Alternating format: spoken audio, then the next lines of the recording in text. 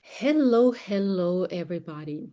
Today we are going to enter the magical artistic work and world of Alexandra Deutsch, who is currently in Wiesbaden, Germany. And Alexandra and I, we go back many, many years. We're friends and colleagues and partners on the stage and in life. And it is such a joy and pleasure to learn more about Alexandra's work today. Welcome. You're welcome. Many thanks here. I'm very happy to be here and to have this time to talk about my work, which you know very well, about our common projects and other projects and all the path behind and yeah, who's going on for the future. Thanks for your invitation. Great. Now, the focus of this interview will be on body awareness, movement, sensuality, tactile aspects of Alexandra's work, and the collaboration that happens between the performer and the non-human object. But before we start tackling all of these questions, Alexandra, tell us a little bit about how you have become the kind of artist that you are. Maybe there's some highlights in your career that you want to share with us. And tell us also something about like what kind of work you do, what are the themes that fascinate you? Bring your work to our imagination. Yeah, okay. I start with my path, and I was always close to art because my father is a sculptor, so a sculptor. So I grew up with art. He had the studio next to the house where we lived with our family, and it was very natural for me that somebody creates, has idea, transform his imagination into material, into art. And I was more when I was in my maybe 13th 14, my teenager age. So I really started to be interested myself, but more in color. So it was painting, but I liked also to sew my dresses and made earrings, many things. So I created my world around. And then I studied art. Yeah, this was also an easy decision. And in the studying time, I came from the drawing and painting to sculpture too, but from the other way. It's soft sculpture what I'm doing. My father is more uh, traditional artist with stone, with ceramics, so these very old materials, and I was more attired by paper and by textile, but okay, the textile became more space in my work later. So I was studying. I had a female professor, which was rare, and this was really nice for me to have somebody who has gone the female path in the art world, which is a bit different. And so it was the paper and textile class where I made my exam, and I started to make paper myself. It's handmade paper. So the objects you see behind me, they are all of handmade paper. And then I model them. I come in the third dimension, which is very important for me because it's more in our space. It's more present. It's not the artwork in a frame. It's in our space, and also the shapes are like between living beings and plants maybe, so it's the organical world, biomorphical forms. And yeah, so this was my beginning or my studying time, and now I'm an artist since 28 years of professional work. And in this time, for sure, the focus developed, but the origin, the roots were already in my studying time there. And now what I'm doing, so it's I have these paper objects, and then it's 2007, no 2005. I started in a residency in Brazil with to work with textile, to make hanging sculptures and the laying sculptures on the floor. In this moment, not with the dance. This came later, who moved in the air, in the movement in the air when they are hanging.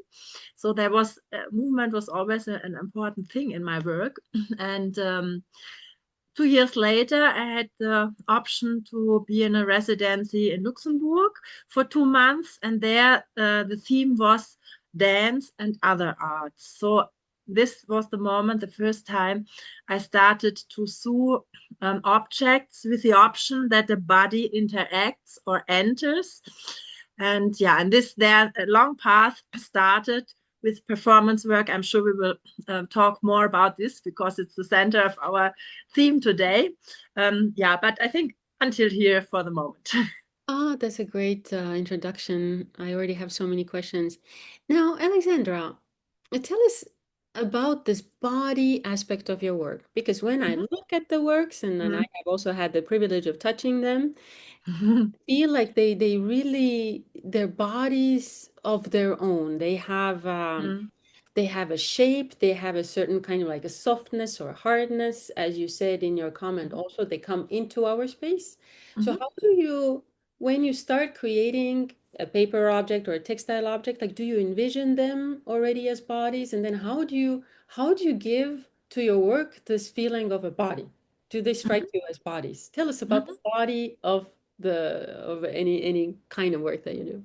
Yeah, okay. It's stronger in the textile work, but it's also in the paperwork. So I start with this because this is since 30 years my main work. Um, I'm very I like to touch things and to shape them. So many shapes of the objects have a reference with the body. That might be the head, so like a mask also. It's and or if you stand in front of them, you have these vertical forms. I have a group of vertical forms. They look not they don't look like a person or something, but it's a reference to the body or the center of the body. So the sizes have to do something, and if you stand in front of the object, you feel that it's subconscious that you feel it. And when I'm working, it has also a lot to do with my hands because some rhythms, how I will take already an object. Example, wait, this one, um, which is also a bit like a mask, yeah. And you see, for example, this I always structure the top part of it, and the rhythm is with my fingers because this is the distance my finger can go into it and press it to come to the form. Yeah, the same is with the small things. And you also see it's round, yeah. So we have all in our body, we have all these round forms. Even if we are slim, we have them, and there is always a tension and a movement. It's never flat like architecture. It comes from the organic world. And then there's another thing you can see here. It's like symmetric, but it's not exactly symmetric if you count, or this is a bit on another place than this. And this is like our face, our body functions also in the way that we have this symmetrical parts, but not exactly. And this makes the personal expression. This shows also how we live. When we get older, usually it gets more the shape changes. And this these are systems. So I use uh, things that are systems that are in nature. Yeah, I have also free forms. This is another thing. They're more connected to landscape or planets or something, but many of them are in a way connected to, yeah, not only the human body, but in general, things who living beings. When you create like paper objects or textile objects also, do you, for example, take a piece of paper first and you sketch the image and Ah, yeah, or does the work emerge under your hands? Like it's the wisdom of the yeah. hands that sculpts the work and you see how it develops as it develops. It's like the work itself tells you, now do this to me. It's a beautiful expression, the wisdom of the hands. Usually for my paper works, because I need a model, a positive form underwritten, so I make some sketches, but very fast, like 5 minutes, 10 minutes, then I know the direction. And the rest is really in the process. And for the textile objects, mostly I start with a small thing, something long, and then I add something, and then I look. Also, so it's a, a lot comes up in the process. Tell us about the energy exchange also. When you, like, I envision you making this like a piece of work that's mostly done with paper or like a textile work. Is there an exchange between what you're creating and the thing that you create? In other words, the the object that you're creating also gives you the impulses somehow to create. I don't know if that was a clear question, maybe not. But do you feel like already there in the process of creation, the piece of work kind of like speaks to you also? Yes, in a way it's like this, but also there's a part which is rational. So I'm Huh. looking for composition. I work out contrast and harmony. This is a lot to have these both elements in it, variety. So I'm also thinking about rhythm. How can I structure something? How I have the big form and then I have the small things I add. And this is also a bit about composition, but it's also about intuition. So about yeah, what, as you say, what tells me this object. The real interaction starts when it's ready, or when it's really ready and nearly ready, so that I look at it and say, oh, what are you, how are you really, what a kind of being are you. And Hmm. first, we're now mostly talking about the paper objects. They are white, so that means they don't have the color, and the last shape or the last step is to paint them. And this changes a lot because it's a big difference if it's red or if it's black or yellow or whatever, because every color has its own yeah, energy, its own expression, touches us in a different way. So yeah, so but this is a lot about what happens in the process and what then how the form speaks to me or what I want to work out about it. Hmm. The Now the next question I have is about this dimension. I love, by the way, the question that you ask of your objects, like what kind of a being are you? Tell us about the your works as, if you have particular examples, you can show them to us also. Mhm. Like works as beings. Do you feel like each work that you create is not only a body, but it's also a soul? Like it's a in a way like an animate is a non-living being, but it has a soul of some kind. It's a being. It has a soul for sure.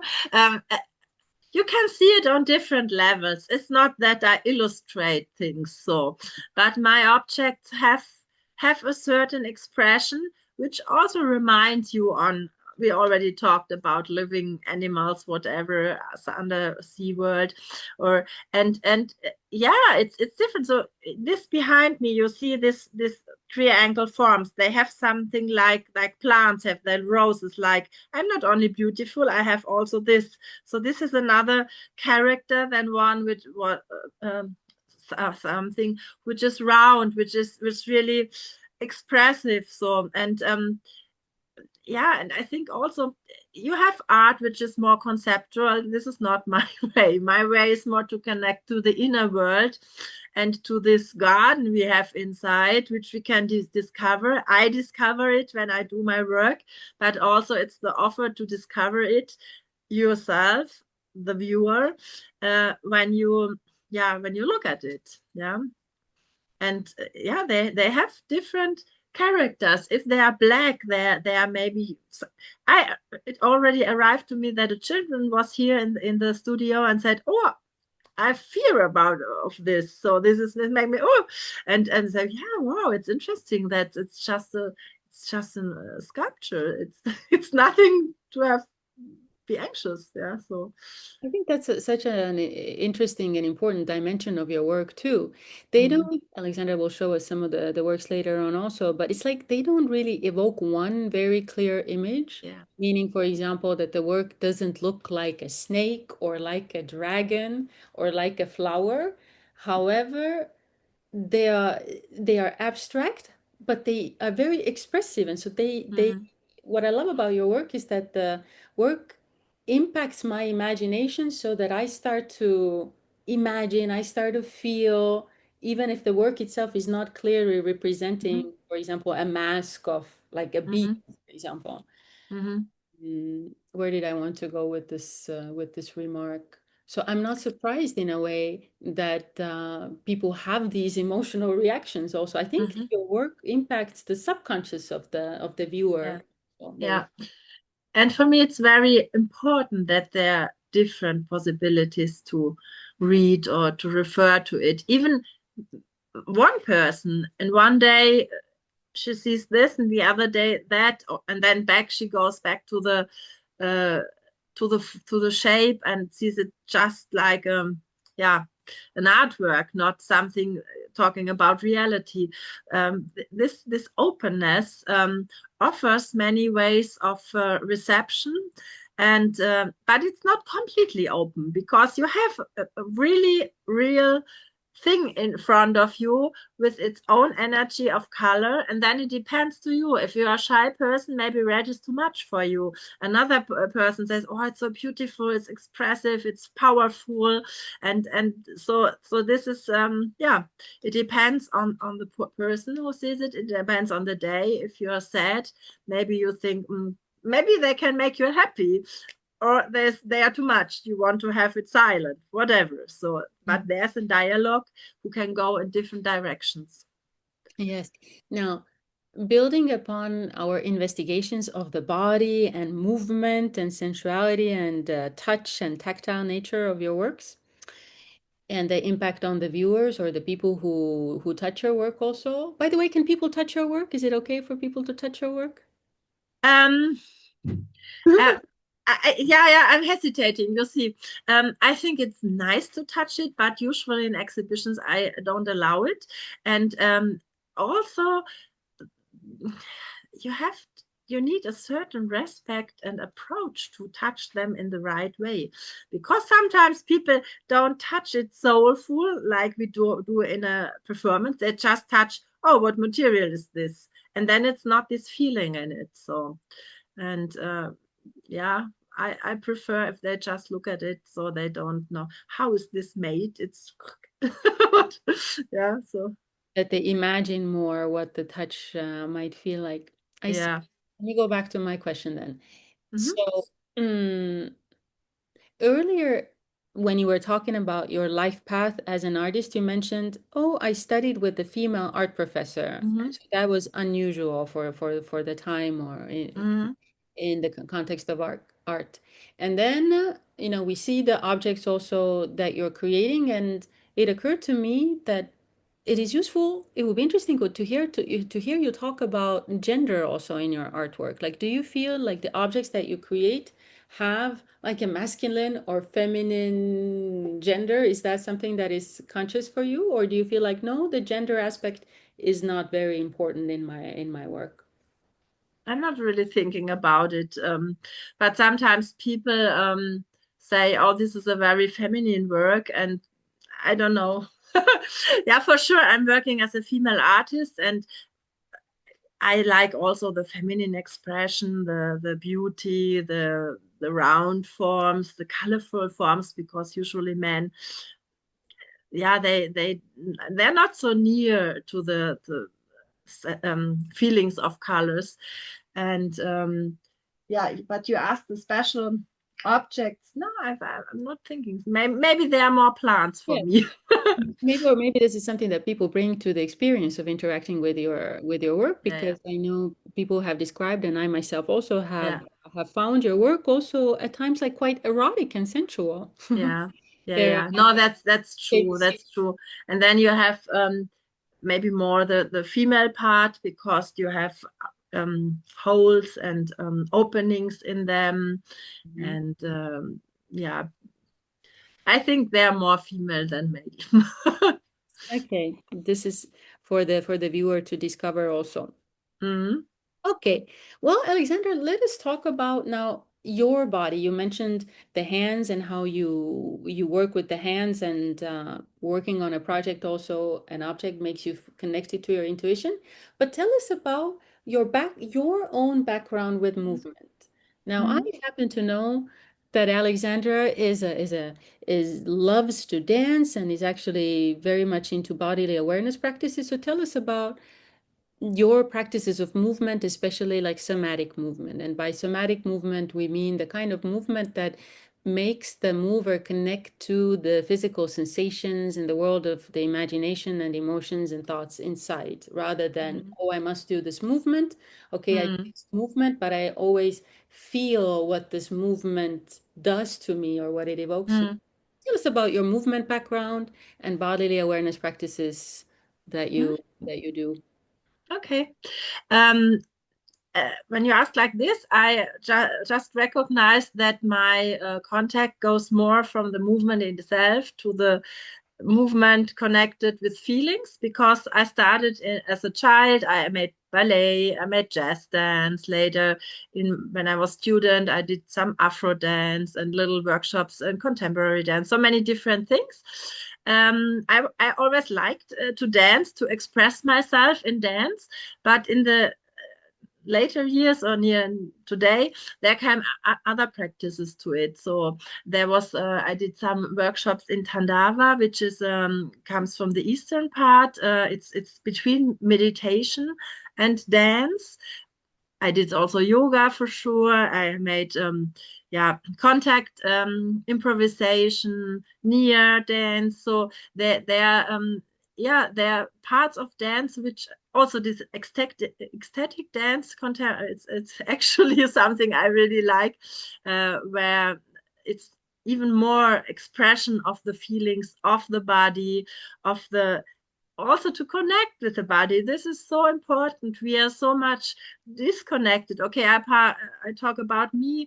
We are so much in our head, or daily life disconnects us, and dance and movements brings this back, especially when you have a focus, if you have a theme, if it's just subconscious, or if you um, say, okay, now I will dance to have more, I don't know, I'm sad, I want to express something.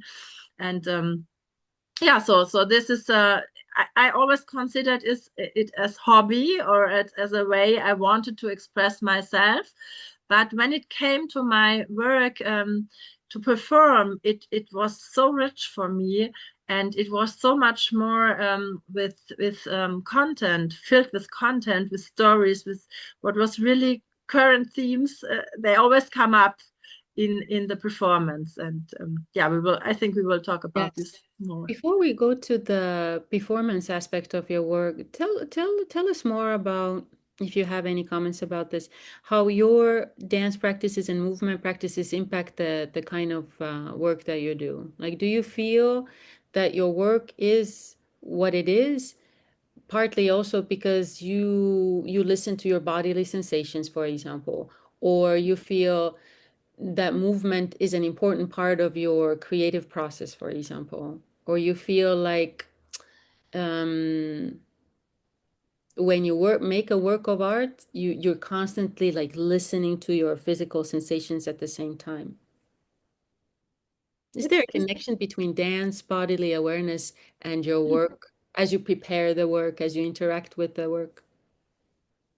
yeah, it would be nice to do it more if I think about it.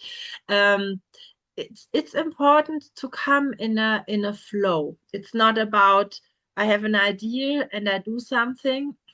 It's more really to connect with myself, to breathe deeper, and and then that this comes out of the center of the body, and there are also different parts of my work, because sometimes it's just to repair something or to prepare a shape or a model, but the real creative process, it's important to go into it, and the more I'm connected to myself, the better it is for the work.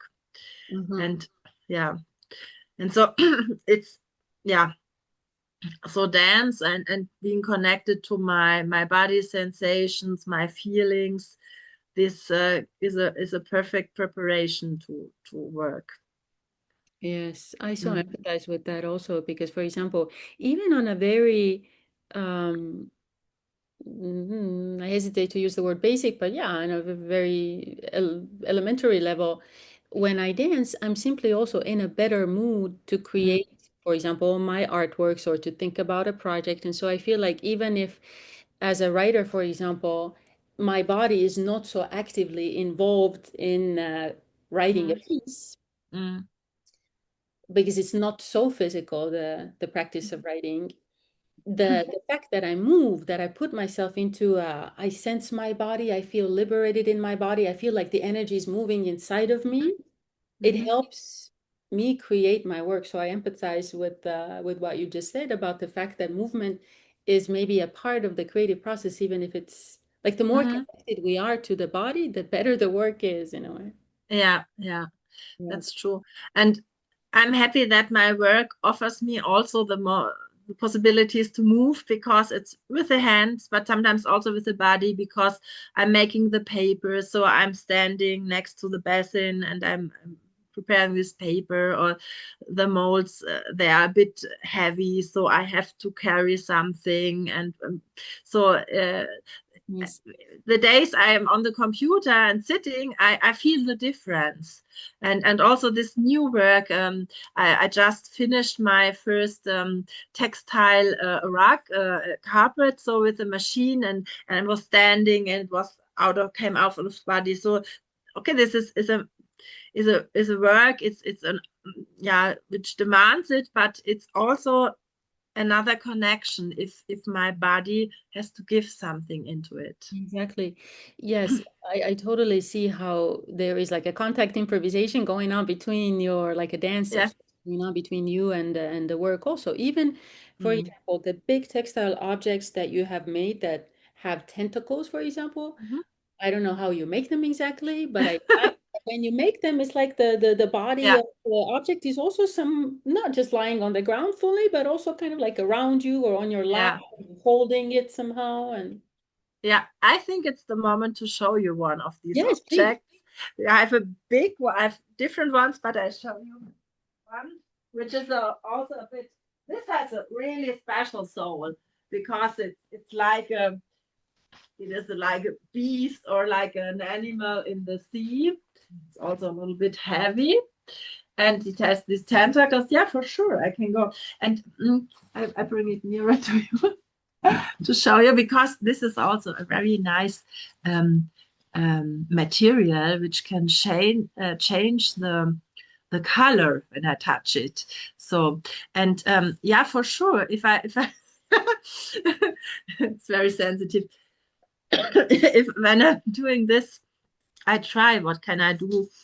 How does it interact with the body? Do I need longer tentacles? How can I carry it?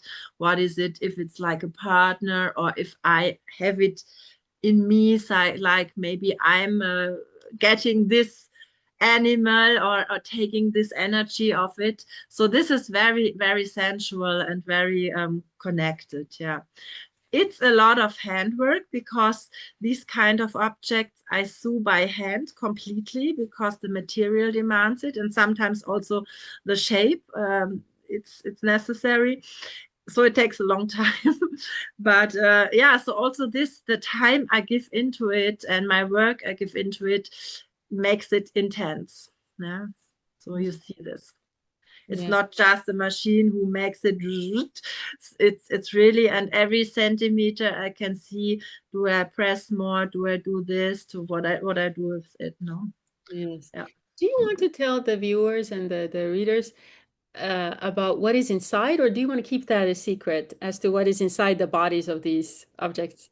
Not so important. I can keep it Okay. as a secret, but it's a simple thing. That's all. It's not important to reveal everything. We have to. No, but it's soft. So this is if you touch it, you feel that it's soft. That it's Yeah. like our body has more tension because we have the bones. But it's yeah. Yes, yes, that's another way in which the objects feel very bodily also is that there's Hmm. a softness. It's like you're touching a muscle. Yeah. Maybe in one of the future works you imagine giving like a skeleton or a bone and we put something hard inside the object too. Maybe You that's a will see. new Who idea. knows? Yeah.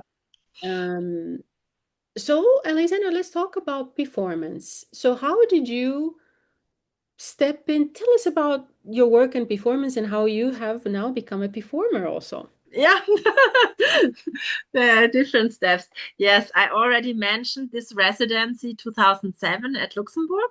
This was the first time I made the objects with the option to perform with them. And it was a residency of 2 months. Every month at the end, there was a show. And it was like open space, open workshop, or open studio for everybody, for every visitor. Every day they could come and see the process. So I was there sewing objects where I already envisioned what can people do with it. I found three dancers who cooperated there.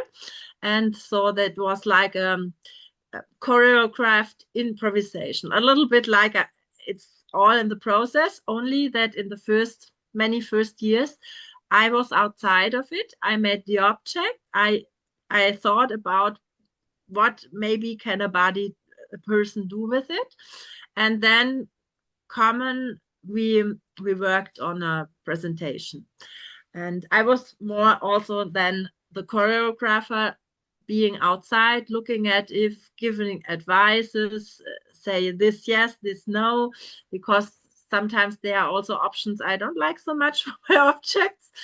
um, yeah. So it started in Luxembourg, and then I found different possibilities. So it's not it's a part of my work I really like, but I don't do it all the year because I need special conditions and I need support also because yeah, this is nothing I can sell, so I need money around to pay the dancers, to do something, space. I did it more on residencies, or sometimes I was a lot in South America, so in a museums exhibition. So this was a context where I was invited as an artist from Europe, and there was a possibility to work with dancers there.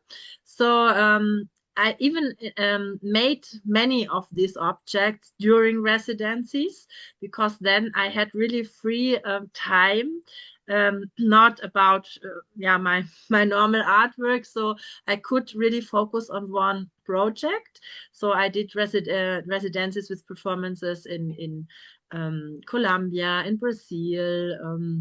Yeah, so different parts of the world.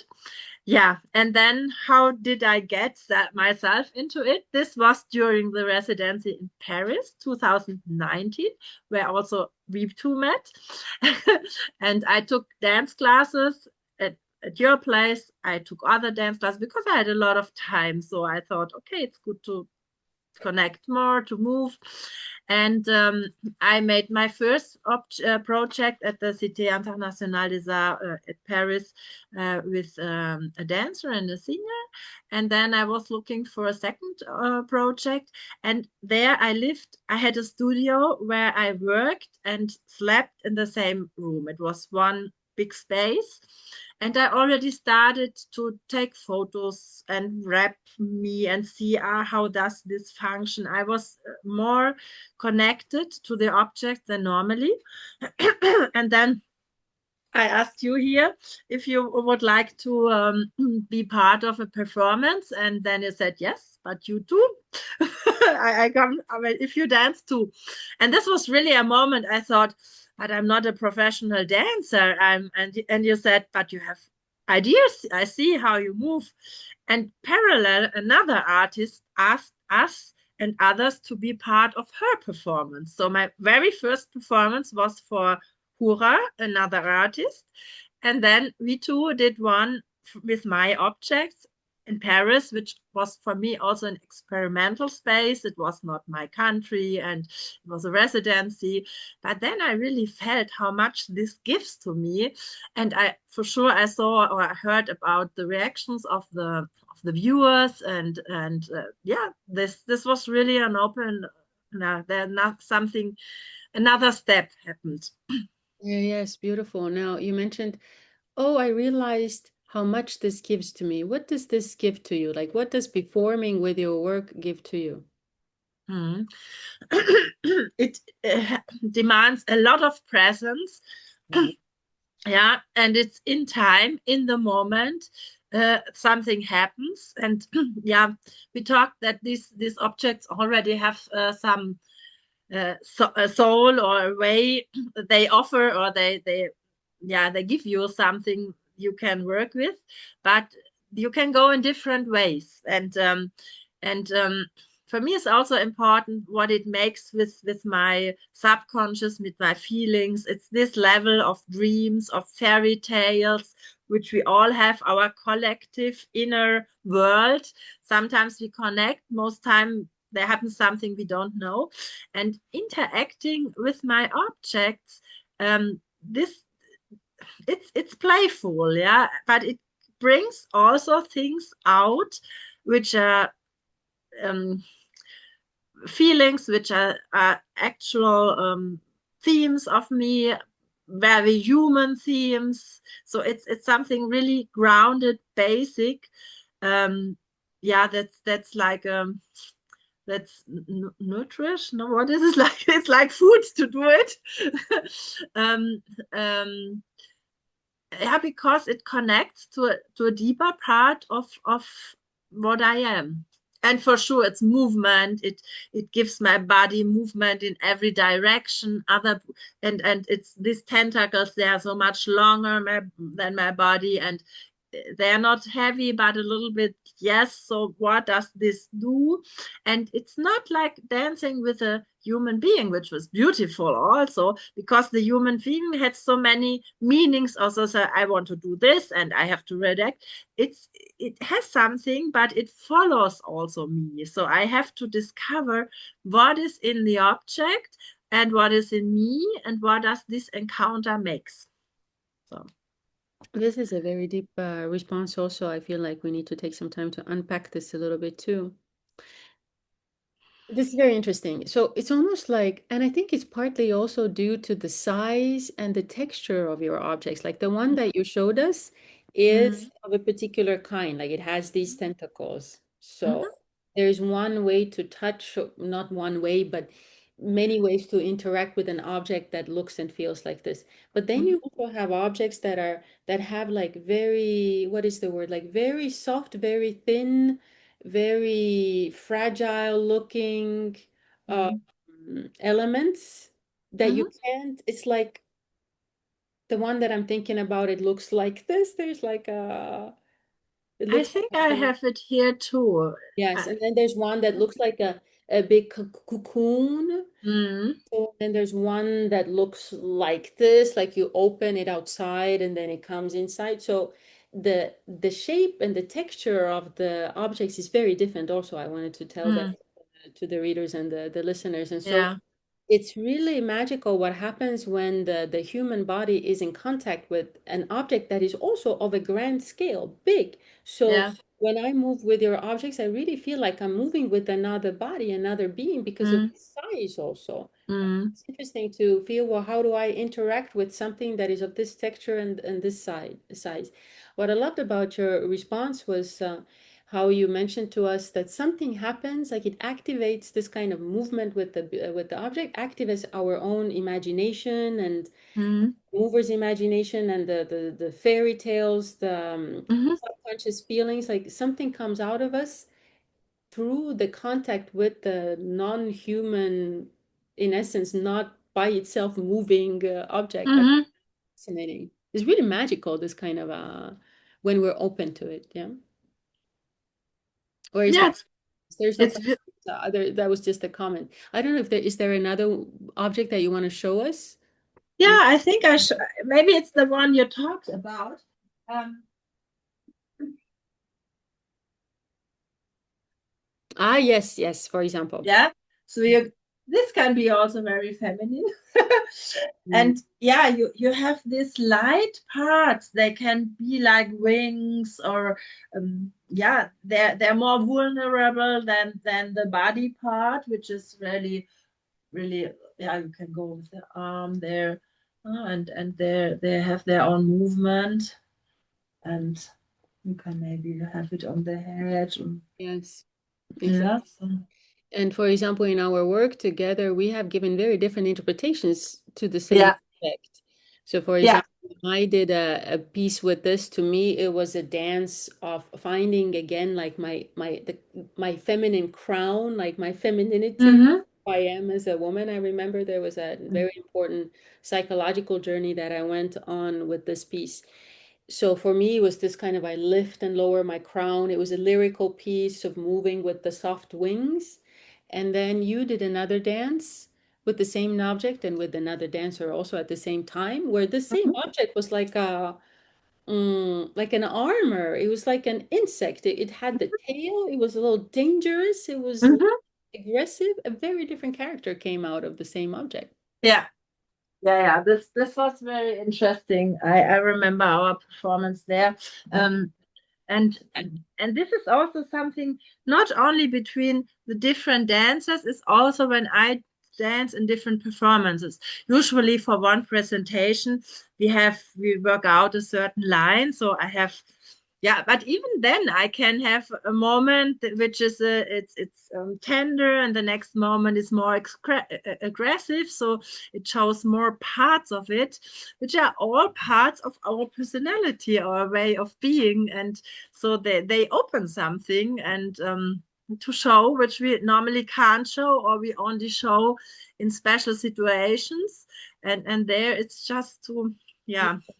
And I've always felt, even going back to that first performance that we did at the Cité, which was, on a little lawn outside in the open air with the sky and the different elements, also the grass that were there at the same time also.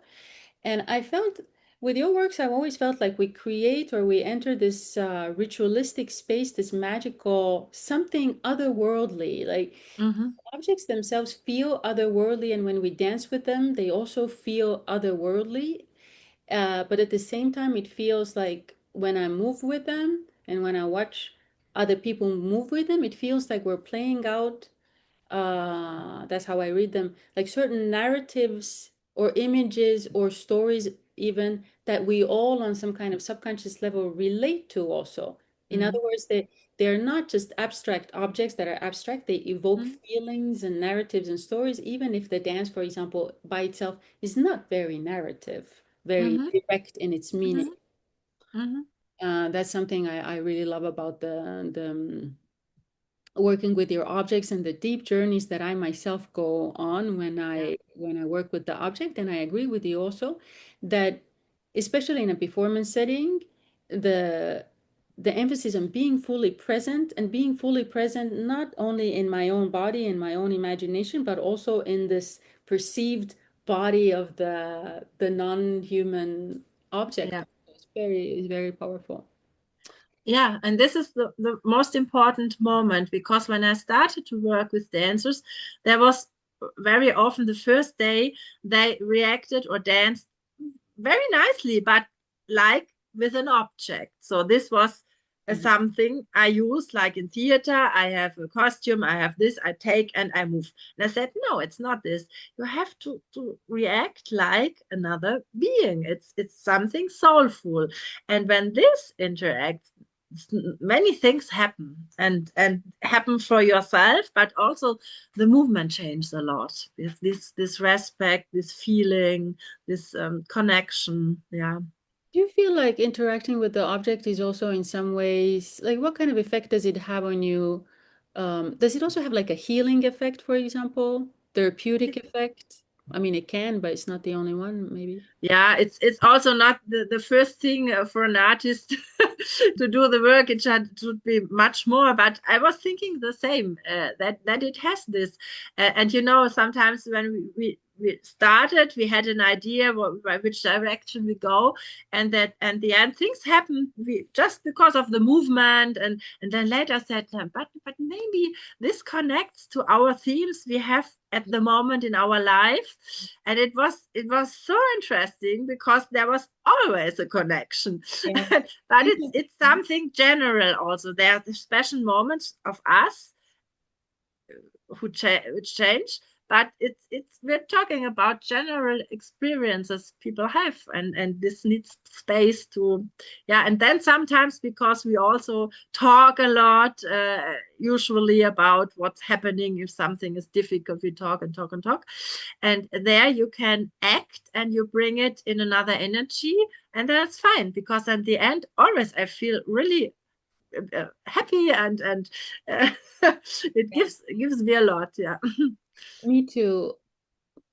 I feel like the performances that we have done together, and we have done many, I don't know how many we have done, maybe like five or six, because No, no, more, more. more, yes, because some of the collaboration that we have done with the object is open for the other people to see. In other words, there's an audience directly there with us, and Mm-hmm, usually it's in open air environments, in parks, or mm-hmm, we can talk about this later.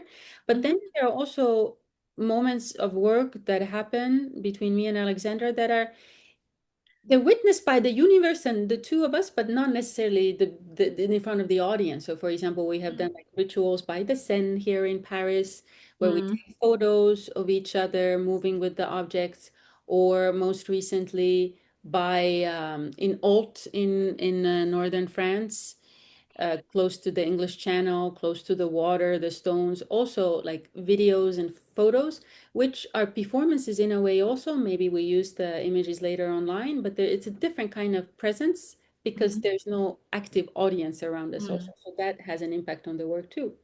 Where was I going to go with this question? So, but I always feel like whether it's a public performance or this more closed performance for the two of us as a ritual, there is always this kind of clarifying moment that happens to me. And I feel like the work clarifies something about my life. It's mm-hmm, my life, my questions, my journey at that particular moment, and it's almost like a silent it's like a rite of passage also oftentimes. mm-hmm, So that is a magical component of the work also. And now when it's a performance that's in front of an audience, now the audience might have a totally different interpretation. They bring their own eyes. My story doesn't have to be what they see. They see what is there for mm-hmm, them to see. And now, but you have also sometimes the work goes, maybe let's talk a little bit about the environment also, because mm-hmm, I feel like the environment and also sometimes the performance has music also. We collaborate with the musician and other musicians also. So that, and then you have seen your work come alive also like in different countries. So mm-hmm. tell us about the landscapes, the natural environments, like what does that bring to your work or to the interaction between the mover and your work? Yeah, okay. Yeah, the context where performance takes place makes really a big difference. And the first years, mm, I would say at least nearly 10 years, I had the performance only inside. It was an exhibition context. Usually, for me, it was important that it's the same level like the viewer. So it's not a stage, and there's this distance. So it was in between the people. Okay, for sure, they had some places or standing around. Depends on the time of the performance, but it was the same level, and also the exhibition was more shown like a biotop, so it's like also an inside garden or an inside world, but in an architecture which was already there. It's a nice contrast, so, and it brings a lot inside. And then for sure also this was new in Paris, because we had problems to find a room, and they had no open really free space. So we said, okay, let's do it outside. Why not? This place is there. So it was the first time really open also to the sky, and this huge display, because you have to create an intense uh, surrounding also where it happens, because there was a lot around, and this was in the middle of Paris. There were houses, there was this little garden, but there was a lot which was also in this. And then more and more after this, because several three times we showed something on a festival in Wiesbaden, where I live in Germany, in a park, and there already you have the plants, you have the big trees. We were hanging some, or I was hanging something in trees. So there was this interaction creatures, objects looking like coming from nature, in nature. This was more their world. And it was also more open the space which we take. So especially the last one and also one in another park, there was a big space so we could move with them, leave the place, let people walk behind us or stay far away. This was their decision. So this was also an invitation to follow a performance. And then there came the moment I was looking for special places and to make video. Video in this years was just documentation to what we have done. But then my first really video as an art piece was in Corona times. I could not travel and there was nothing happening. So I made near the place I live in a forest a video. But this forest, you never think it's in Germany. I found trees like in Brazil. There are rocks, and it was I was looking for strong elements of nature connecting to this, and for sure the way of filming, the perspective also gave something, an interpretation or direction. And I felt that it's really very strong to choose special contexts. So, and then I had the option to make a residency in Mauritania, and went back. I was there 3 times in the last 2 years, and made performances myself with dancers there. So it was an interaction with me, and a dancer, a singer, and objects. And then the last thing I did last year in November was a video with a Mauritanian African dancer in the desert. So I was before already thinking about really this strong ritual places who have this dimension, and the forest is one, seaside, the sea is one, and the desert is so strong. And this makes for sure a lot. If you see this video, you think it's not in this world, but it's this world, yeah, because it looks like in another planet. And then there is this an animal, is this a ritual, what's happening? And yeah, so this in between. So yeah, the place, and especially for the video, is very important, that there is nothing disturbing around, that it's really a closed image, not with civilization things, houses in the background or whatever. It's just this strong nature, the creature, the object, and the dancer, or more than one dancer.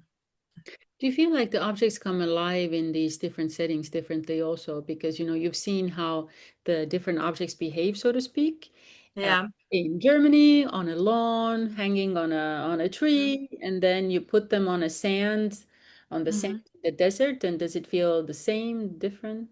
No, it's different for sure, very different. And especially the one I just showed you, the golden, this was with me in the desert and with the dancer. And then you had references of the stones there with the forms in the objects. You have always another dialogue. And I have one red object with tentacles. This I made during the residency and in Colombia, and it's an important work of me. I showed it several times, and we had it also in Paris for a performance, and then we had it here in a garden. And it's so different if you have it inside with all this white, and or maybe you have a floor of wooden floors, but you have completely other colors. And then in the green, in the strong green, this strong red. So and also to have, does this have space to move, because it's in a big tree, it's hanging, so not, it's very different. Yeah. Even the light, the sun hitting, Yeah. the wind, what these Yeah. the impact of the natural elements on the objects also is interesting. And Yeah. we've been talking about how like the human interacts with the object and how the environment gives a context and a dialogue that is different for the object too. But just seeing the object in a particular place, having a Hmm. conversation with the place, that's very powerful also. I remember we once did a performance uh, during Wiesbaden Tanz, the festival in Wiesbaden. Oh, maybe that was Poesy in Park, which is another festival now Yeah. also. But I remember, so we interacted with some of the objects, and then some were just like lying on the ground. And Mhm. just like coming across them on the ground, on the grass, it Mhm. felt like there was life there too. I remember there was a collection of like five objects that's or five, six, seven, I don't remember, that look more or less like they look like a family of a similar Mhm. kind. And even just seeing them there on the grass was very interesting. Or coming Mhm. across, walking, yeah, I walk in a park, and then I see all of a sudden that there's this something interesting hanging on the tree. What is this? I like also this kind of curiosity that Mhm. your works develop in the viewer. Like, what is this? Am I supposed to touch this? Am I not? How does it move? What is it doing here? Is it intentional? Creates all kinds of questions. It's That beautiful how you describe it, but that's what I recognize also, that people usually um, they have this curiosity, and especially as children have this, and they have a lot of interpretations too. And my work speaks to people. It's not that they say, "Oh, what's this? I don't know." It's more, it reminds me on something, but it's not this. It's something different, and it has a presence. It has always a strong presence, and yeah, which talk also to me. Yes, and I feel like this dimension of curiosity, what is it? Do I go nearer? What is it doing here? Do I touch it? Do I not? How do I approach it? I think it has a very important ethical dimension also because it's Mm, showing something, these objects, even though they're artworks, they're showing us something about, in my view, about how to interact with an other, mhm, whether it's a human other, meaning I go to another person, it's always in a way this kind of dance also. Do I come closer? Who are you? Do I touch you? Do I not? There's this mhm, mystery of the encounter and the mhm, story, the dance that might unfold with this other person. But it's also this kind of because because we're dealing with a non-human object, mhm, to me, the ethical dimension is also in the fact that, okay, maybe my encounter with this object also inspires me to encounter anything that is non-human. mhm, Same kind of like curiosity and respect. Like I see an mhm, insect, I interact with a plant, there's a stone, there's a tree, there's a building, whatever it is, with the mhm. same kind of like, what is this encounter like? Where's the mystery? Do I, who is this? What is this? And sometimes I feel like we tend to forget. We go, we approach, we Yeah, take, So yeah, I like how your work inspires us to have this mystery about the encounter. yeah. This is something in general art can give you, to be in contact with something you don't really understand until the end. But let it speak to you. Go into the contact, and look what happens then, that you are not, you can't describe. And even if you start to describe, if you are an art historian, you can say many things. This artist lifted this, this is the technique, but this is not the magical thing in it. So this and that's very important, to have a respect and an openness to things you don't understand really. Yes. Let you attract, let you surprise. Um, there are so many things in life. Nearly everything can be new for you if you look with open eyes at it. If you're not coming with, I know what this is. This reminds me at that, and that's it. No. And yeah, and maybe because they are playful, and then yes, you have, if you see a performance, you have the sound, you have different things happening. One dancer, three dancer, they interact, and the so there's happening a lot, because we have many performances which are very calm, very minimalistic. It's not my case. There's a dynamic which changes. It takes you into the story if you want, but still, it's your way. What do I see? How do I feel this? What is it making? Yeah, bringing into me, where's the resonance, and this is very important to think, to feel like this about life in general. Yes. I also wanted to highlight here at the end of the interview the importance of the like sound and music as another collaborator also. And we have been lucky to work with amazing sound artist Axel, Axel Axel, Schweppe. Axel Schweppe. Mm.